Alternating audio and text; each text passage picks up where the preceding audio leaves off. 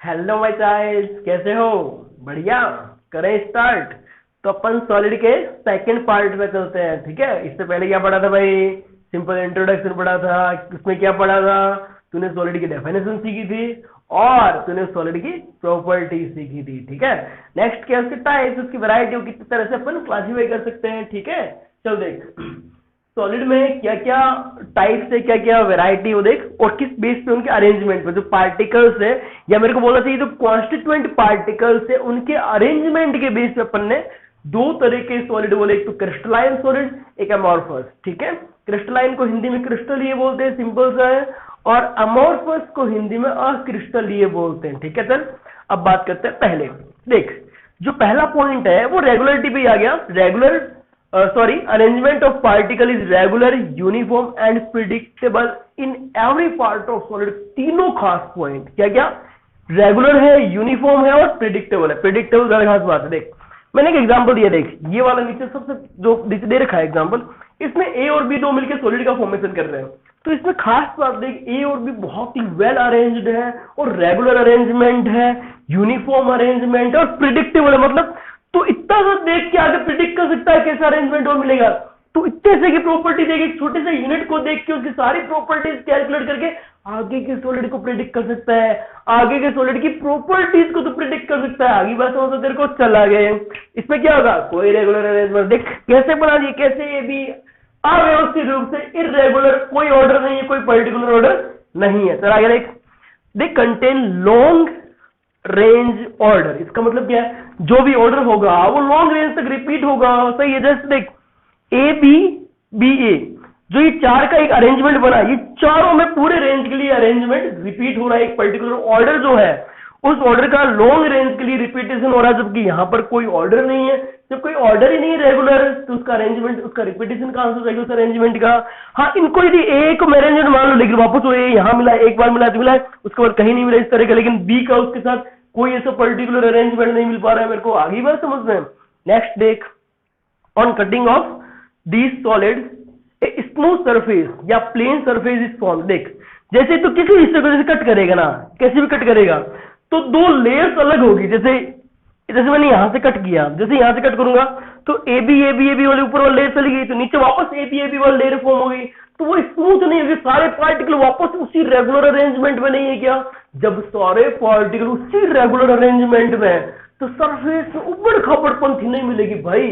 Surface में जो irregularity थी वो नहीं मिलेगी, सरफेस में स्मूथनेस मिलेगी, सारे इक्वली अरेंज्ड है। ओके, चला गया। देख, इसमें सिंपल सी बात है, इरेगुलर सरफेस मिलेगी। जैसे कट करेगा तो ए थोड़ा ऊपर रह जाएगा, बी थोड़ा नीचे रह जाएगा, तो रेगुलरिटी थी वो मेंटेन नहीं रह पाएगी। समझ आएगी बात तेरे को? आगे देख, थर्ड पॉइंट है, they have sharp melting point. इसका मतलब जो रेगुलर सॉरी क्रिस्टलाइन सॉलिड होते हैं उनका मेल्टिंग पॉइंट होता है फिक्स पॉइंट। जैसे 100 डिग्री सेल्सियस, जैसे 0 डिग्री सेल्सियस मेल्टिंग पॉइंट बोल रहा है, जैसे 250 डिग्री सेल्सियस या केल्विन, जो भी है एकदम फिक्स एक वैल्यू है। जैसे पानी का देखो, आइस एक क्रिस्टलाइन सॉलिड होता है, ध्यान रखना, और आइस का मेल्टिंग पॉइंट 0 डिग्री। आपने कभी ऐसा नहीं सुना होगा कि आइस का मेल्टिंग पॉइंट 0 से 10 डिग्री के बीच में होता है। नहीं, फिक्स होता है बे, एकदम फिक्स, शार्प 0 डिग्री सेल्सियस। सही बात है, एग्जाम्पल से समझ में भी आती है बात। इसमें क्या है? Gradually soften over A range of temperature. मतलब इसमें क्या, सॉलिड को जैसे जैसे तू उसको गर्म करेगा, उसको मेल्ट करेगा, उसको जैसे पिघालेगा तो लिक्विफाई करेगा, तो उसमें क्या मिलेगा तेरे को? धीरे धीरे सॉफ्ट होता जाएगा। जबकि आइस में क्या, जैसे 0 डिग्री टेम्परेचर ऊपर हल्का सा भी गया तो सारा क्या होगा? लिक्विड में बदल जाएगा। एक ऐसा नहीं कि पहले बर्फ थोड़ी सॉफ्ट हुई, है ना, ऐसा थोड़ी होता है, पहले बर्फ सॉफ्ट होगी फिर लिक्विफाई। नहीं, जैसे मोम होता है, गुड़ होता है, ये होता है ना, ये सारे क्या है? नॉन क्रिस्टलाइन बोल दे या अमोर्फस सॉलिड होता है, क्योंकि इनको इससे अपन जज कर सकते हैं ना कौन क्रिस्टलाइन सॉलिड है और कौन क्रिस्टलाइन सॉलिड नहीं है। इस पॉइंट से जजमेंट लिया जा सकता है कि क्रिस्टलाइन सॉलिड का मेल्टिंग पॉइंट फिक्स होता है। अब एक चीज सोच, मेल्टिंग पॉइंट फिक्स हुआ तो जो फ्यूज करने के लिए हीट चाहिए थी, इसको पिघलाने के लिए जो ऊष्मा चाहिए थी, वो भी फिक्स नहीं हो जाएगी क्या? तो अगला पॉइंट वही बन जाएगा कि हीट ऑफ फ्यूजन फिक्स है क्रिस्टलाइन सॉलिड के लिए और अमोर्फस के लिए फिक्स नहीं है भाई। Do not have definite heat of fusion, ठीक है भाई। अगर देख, they are known as true solid. Actually ये सॉलिड है यार, ये सॉलिड तो है लेकिन फॉल्स है, ये सॉलिड है ही नहीं, ठीक है, क्योंकि सॉलिड में एक रेगुलर अरेंजमेंट होता है, पार्टिकल फ्लोइंग टेंडेंसी जीरो होती है, जबकि इनकी कुछ फ्लोइंग टेंडेंसी होती है। मैं एक एग्जांपल से समझाऊंगा तेरे को। They are known as true solid while they are known as pseudo solid और सुपर कूल्ड लिक्विड। अब इसका एग्जांपल देख, जो ग्लास होता है, जो कांच होता है, वो एक सुपर कूल्ड लिक्विड होता है क्योंकि उसकी फ्लोइंग टेंडेंसी होती है। तो बहुत पुरानी इमारतें होती है, उन पे जो कांच लगे हुए राजा महाराजाओं के टाइम की, वो कांच नीचे से थोड़ा मोटे हो जाते हैं, मोटे होते हैं तो ऊपर से थोड़े थिन या पतले हो जाते हैं, ठीक है। तो ऐसा क्यों, वो कांच बह के थोड़ा नीचे आ गया था यार, इस वजह से उसकी फ्लोइंग टेंडेंसी थी, इसलिए वो सॉलिड नहीं, वो सुपर कोल्ड लिक्विड है। किसी भी लिक्विड को आपने अचानक ठंडा कर दिया तो सॉलिड के फॉर्म में दिखता है, लेकिन वो सॉलिड ट्रू सॉलिड नहीं, वो सॉलिड तो है, ट्रू सॉलिड नहीं, क्योंकि वो अमॉर्फस सॉलिड है, ठीक है भाई। चल नेक्स्ट देख, अगली प्रॉपर्टी थोड़ी अजीब सी है यार, नाम ही अजीब सा। एक एनाइसोट्रोपिक, और ये है आइसोट्रोपिक। मैचिंग तो ये करती, क्रिस्टलाइन के साथ आइसोट्रोपिक होना चाहिए था, और एमोर्फस या नॉन क्रिस्टलाइन के साथ एनाइसोट्रोपिक होना चाहिए। मैचिंग नहीं बैठ रही, ये मैचिंग नहीं बैठ रही, तेरे को याद रहेगा ट्रिक से। जो क्रिस्टल ये ठोस होता है वो विषम देशिक होता है, विषम देशिक, हिंदी में अच्छा नाम है विषम देशिक, एनाइसोट्रोपिक। और जो एमोर्फस सॉलिड होते हैं वो समदेशिक होते हैं, वो आइसोट्रोपिक नेचर के होते हैं। अब ये आइसोट्रोपिक एनाइसोट्रोपिक क्या है भैया, ये प्रॉपर्टी एक सॉलिड की, ये प्रॉपर्टी एक सॉलिड की। क्या प्रॉपर्टी हो, एक सॉलिड के लिए बहुत सारी प्रॉपर्टी डिफाइन कर सकते हो, लेकिन कुछ फिक्स प्रॉपर्टीज है जो सॉलिड को बताएगी आइसोट्रोपिक या एनाइसोट्रोपिक, ठीक है। वापस सुन ले, आइसोट्रोपिक एनाइसोट्रोपिक क्या होते हैं उसको समझा रहा हूं मैं। तो कुछ फिक्स प्रॉपर्टीज होती है सॉलिड की, वो डिसाइड करेगी सॉलिड क्या होती है, आइसोट्रोपिक या एनाइसोट्रोपिक।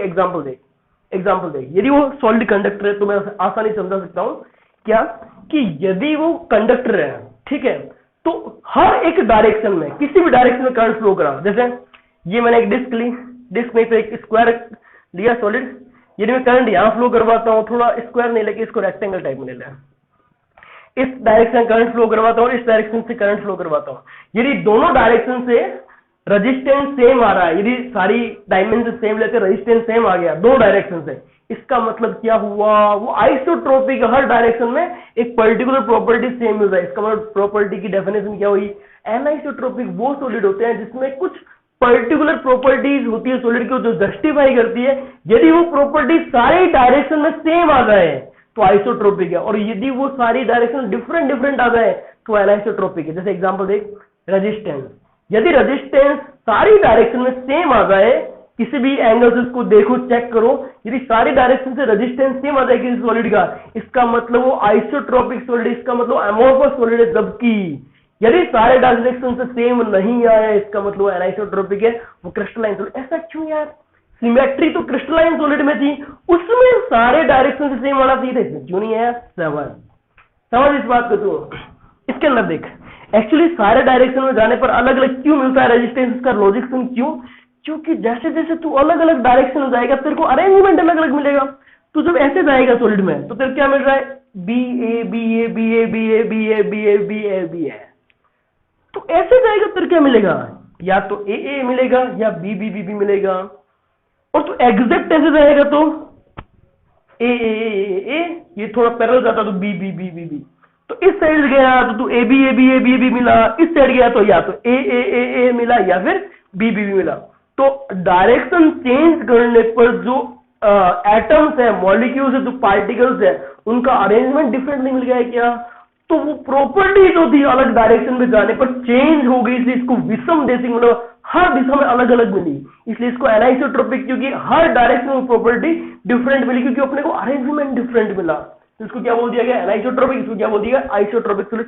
ये हुई प्रॉपर्टीज कंप्लीट, तेरे को याद करनी है, बोर्ड में आती है 12th के, इवन आईआईटी में पूछा जाता है, ठीक है। चलो, तो अभी अपन क्या कर रहे हैं, बस प्रॉपर्टीज देखा, एक बार वापस रिकॉल करवा देता हूं। जो सॉलिड होता है क्रिस्टलाइन, उसमें फिक्स अरेंजमेंट होता है, एमोर्फस में नहीं होता। दूसरा क्या देखा, कट करने पर पर्टिकुलर शेप मिलती है, उसमें कट करने पर पर्टिकुलर शेप नहीं मिलती। जो अरेंजमेंट होता है क्रिस्टलाइन सॉलिड में काफी देर तक लॉन्ग रेंज के लिए रिपीट होता है, जबकि एमोर्फस में वो नहीं होता है। थर्ड पॉइंट अपन ने देखा था, they have sharp melting point fourth point पे, जबकि इसमें कोई शार्प मेल्टिंग पॉइंट नहीं होता। फोर्थ पॉइंट देखा है, इसमें हीट ऑफ फ्यूजन शार्प होती है, जबकि इसमें एमोर्फस में कोई हीट ऑफ फ्यूजन शार्प नहीं होती।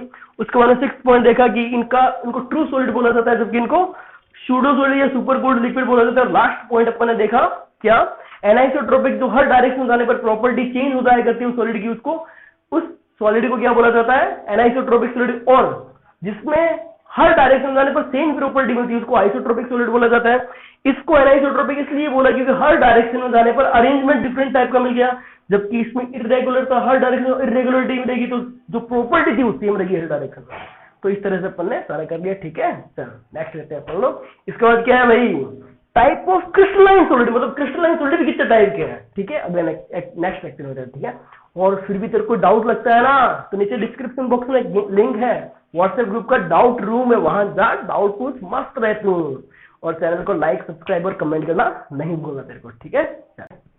तो बच्चों वीडियो को लाइक करें, उस पर कमेंट करें और उसको शेयर करें, सब्सक्राइब करें। यदि आपको कोई भी डाउट है तो नीचे डिस्क्रिप्शन में आपको एक लिंक दिया हुआ है, और उस पर अपना डाउट रूम पे जाएं, ग्रुप पे जाएं, और जैसे भी डाउट है प्लीज आप पूछें, आपके लिए फैसिलिटी दी गई है। और शेयर करना ना भूलें आप लोग, ठीक है।